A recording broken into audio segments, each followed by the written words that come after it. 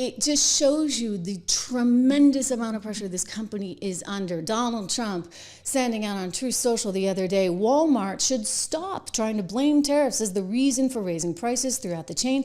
Walmart made billions of dollars last year, far more than expected. Between Walmart and China, they should, as it is said, eat the tariffs and not charge valued customers anything. I'll be watching. And so will your customers. A threat from Donald Trump, one that Scott Bessent picked up on when he was asked about it recently on NBC. Let's listen. It's big news from Walmart. It says it will start raising prices on its consumers, Mr. Secretary, as early as this month due to the tariffs. Now, President Trump out with a very stern warning on social media saying Walmart, quote, should eat the tariffs, adding the company made far more than expected last year. Is the president asking American companies to be less profitable?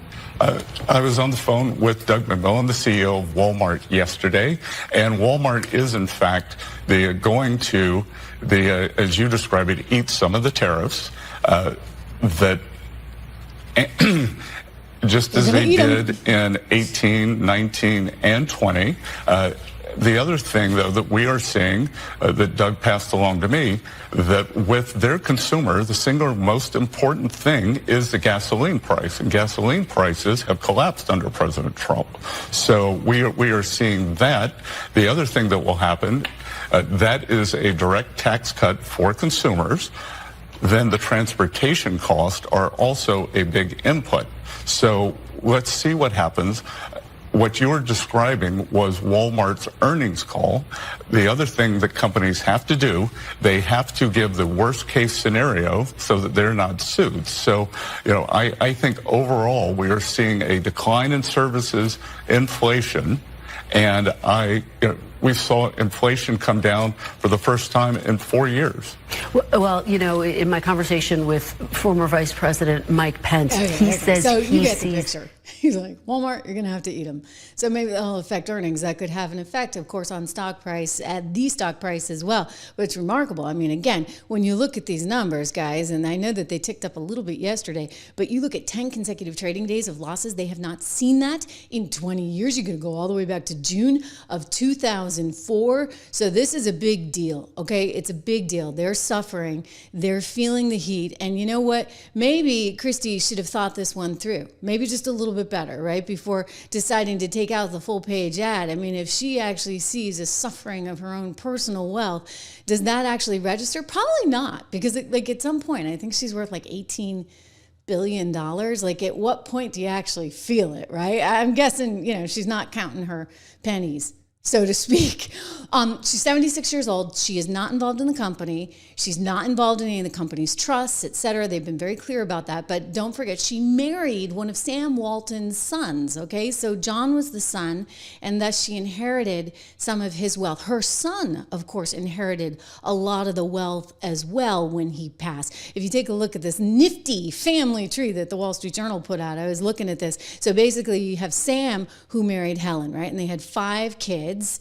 4 kids. John married Christy, who we were just talking about, and she gave birth to a son who is also in the news right now for his liberalness. Okay, so, it's funny how apparently, like, Buffett's son is with him on his liberalness, and it's like, great, like, once you make the money, look what happens to the next generation. That's why I keep saying, you know what? The U.S. needs to get tougher, right? If we don't, I'm going to use Donald Trump's expression, China's going to eat our lunch. Right? China's going to become the next USA, and we'll be lucky to be France. Thank you very much. I mean, they got good food, and maybe that's about it. Christie's donations, they tend to be extremely liberal. Since 2020, federal records show that she donated more than $500,000 to the Lincoln Project. You know that one. That's the conservative group. It's very, very, very anti-Trump. She hosted a fundraiser for them in Jackson Hole, for Kamala Harris's presidential campaign out in Jackson Hole, and she's very philanthropic. That's how she spends her days on environmental stewardship, as well as, quote, economic development and community support through a group called Innovaciones Alumbra. Is this like a Spanish reference? I don't know. Quote, my interest is in investing in systems that bring positive change to social, environmental, and economic health. This is what she says on the group's website. So she's a philanthropist, and she bred a philanthropist as well. So this is her son, Lucas, and he's putting 15 million billion, forgive me, dollars. I think he's got like 38 from his dad. Again, it must be nice, to put into environmental causes.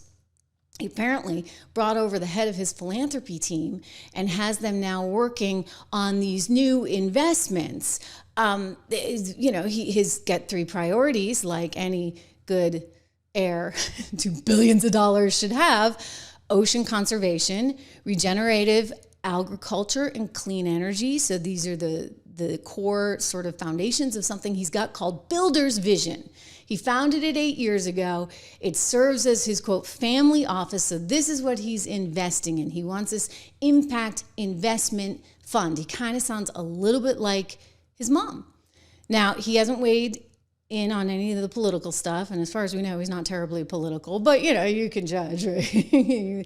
Based on his ESG desires. I thought ESG was over. Didn't we actually finish all that? Didn't we decide that we actually need to invest in things that are going to turn a profit? I mean, he believes he can. And you know what? Hey, more power to him if he wants to spend all that money chasing a dream. I don't know as I'd invested it, thank you very much. But, people with all this money, as I said, may not be counting their pennies. Howard Buffett.